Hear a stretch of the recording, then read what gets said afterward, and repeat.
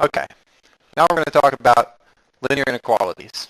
So a linear inequality is like an equation, except instead of having two things equal, you'll have one thing less than or equal to another thing, or greater than something else. Okay, so here we have x is less than or equal to 5, and you can see I graphed that inequality on the number line.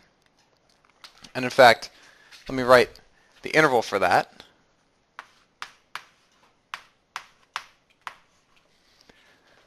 So you can see that here we have 5, and then we go to the left, we get everything smaller than 5, and we have a closed dot because we're including 5, because x can be equal to 5.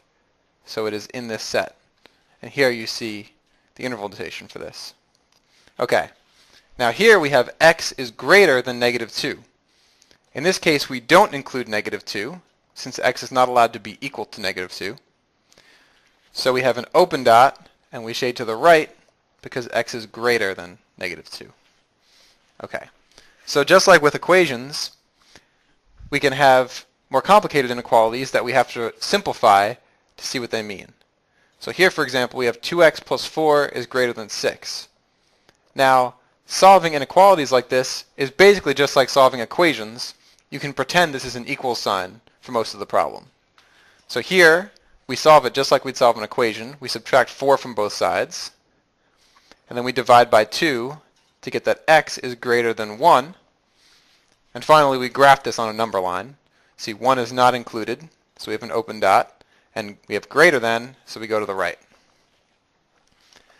Now, a slightly more complicated problem is when you have two inequalities at the same time, but that means that whenever you do these operations like subtracting 1 from both sides, for example, you do it everywhere. You do it on the left and on the right. So that's the first step. I subtract 1 from everything, and I get 4 is less than negative 4x is less than or equal to 12.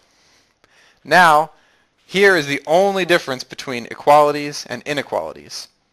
When you have inequalities and you multiply or divide by a negative number, you have to flip all the inequalities. So here we have negative 4x, so I'm going to divide by negative 4. And now when I divide by negative 4, I get negative 1 here and negative 3 here, but I switch the inequalities. See, this less than or equal to turned into a greater than or equal to, and this less than turned into a greater than. Okay, so finally at the end we can graph the inequality to show the solution. We have x is bigger than or equal to negative 3. So I start here with negative 3. I have a closed dot because we include negative 3, because x could be equal to negative 3. Now, I shade going up until I hit negative 1, which is the other end. Here we have an open dot, since negative 1 is not included in the interval. And the way you would write this in interval notation is negative 3, comma negative 1. Here we have a closed bracket since this is included, and here we have an open bracket since this is not included.